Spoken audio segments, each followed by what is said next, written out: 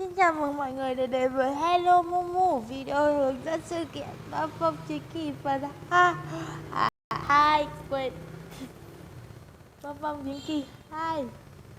Hôm nay là ngày đầu tiên của sự kiện. Như mọi người đã biết thì sự kiện này sẽ chia ra làm 5 giai đoạn nha. Và 2 bộ đội thưởng ở đây thì hôm lần này khá là hấp dẫn đấy chứ. Ngoài ra mọi người có thể đổi thêm bộ này nếu mà ai chơi đổi xong. Và đây là quà của Momo. Bé này có thể đổi được kim cương 99 tim và 19 kim cương. Cái này là 20 thể sao. Rồi chúng ta giai đoạn 1 thì rất là đơn giản, mọi người chỉ việc xem trước cái này. Nếu sự kiện trước mọi người chơi thì bỏ qua luôn. Tiếp theo là chọn nhân vật. Thì ai chơi chọn thì sẽ chọn, mình chọn thôi Ondo. Ok. Đó.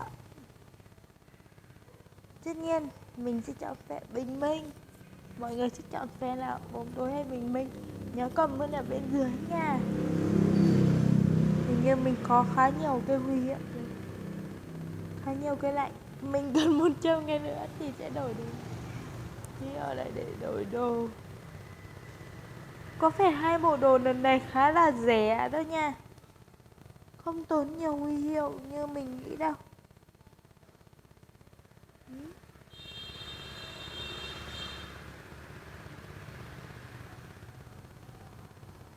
Thì lần này mình dự kiến là sẽ đổ bộ này và hoàn thành nốt bộ này, và vài thứ cho hoàn thành.